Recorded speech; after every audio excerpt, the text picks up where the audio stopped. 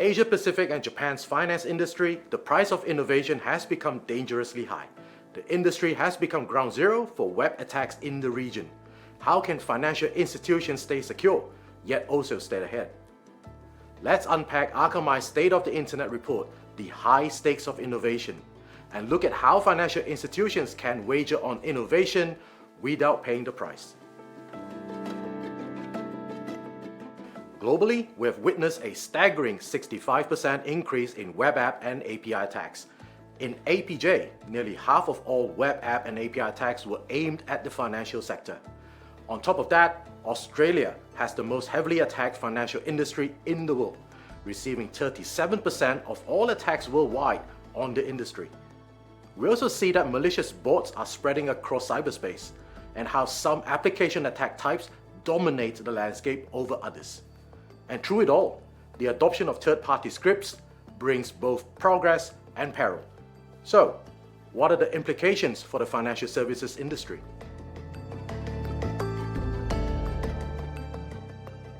Many attacks on financial services in APJ fall under three categories: web-based, bot-based, and script-based attacks. Web-based attacks include web app and API attacks and zero-day vulnerability exploitation. Bot-based attacks include DDoS attacks or simply attacks using malicious bots. And lastly, script-based attacks include the exploitation of third-party scripts. Let's take a closer look at web app and API attack vectors.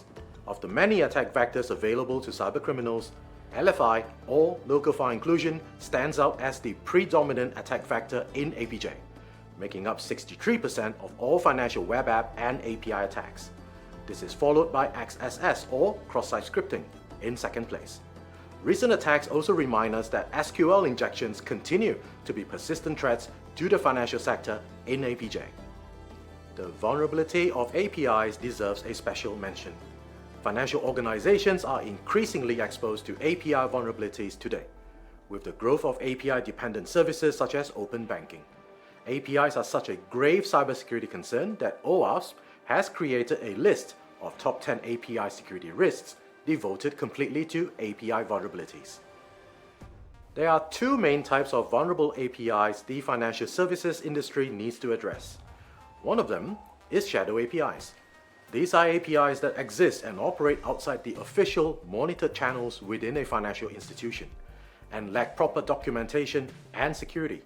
These characteristics lead to three major consequences. First, the threat of potential data breaches.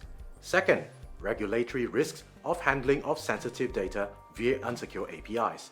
And third, interoperability issues with applications leading to operational disruptions. The second category of vulnerable APIs comprises of APIs with inadequate security measures. They have weak or misconfigured authentication, which paves the way for unauthorized access and the risk of SQL injection.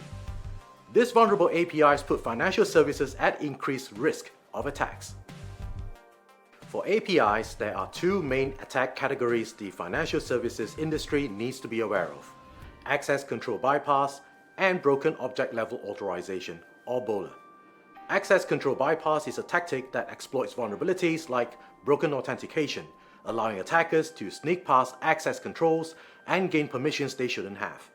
On the other hand, BOLA targets broken access controls in APIs, leading to unauthorized access, manipulation of resources, and even full account takeover.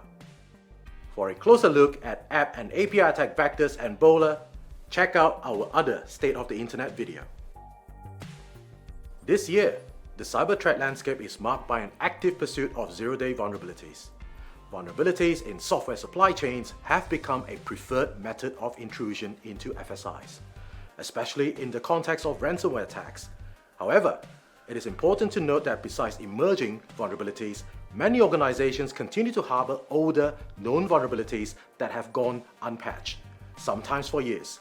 Attackers know this and continue to abuse both older vulnerabilities as an easy point of entry and newer vulnerabilities via novel tactics. It is hence critical to adopt a multi-layered defense strategy that protects against various attack vectors, buying time for your security teams to keep up with the latest threats and patch zero-day vulnerabilities as soon as possible. Attackers targeting APJ also use malicious bots to commit fraud and steal identities, either to sell them or weaponize them for other cyber attacks. Findings from Akamai's client reputation intelligence reveal that over 50% of IPs targeting financial services this year are linked to web scrapers, followed by account takeovers. Specifically in APJ, 13% of all malicious bot requests targeted financial services.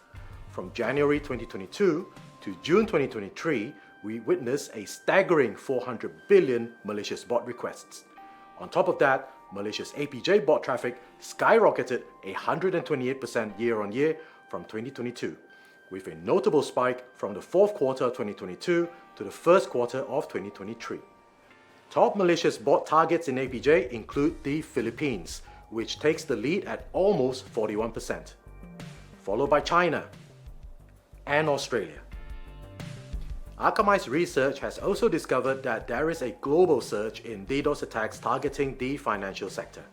Specifically, we are seeing a surge in Layer 3, Layer 4, and Layer 7 attacks. DDoS attacks are also being leveraged as an extortion tactic in larger ransomware attacks. Such attacks put pressure on victims to pay the ransom and have gained popularity with cybercriminals recently. In APJ, 40% of scripts used in the financial industry are third-party scripts.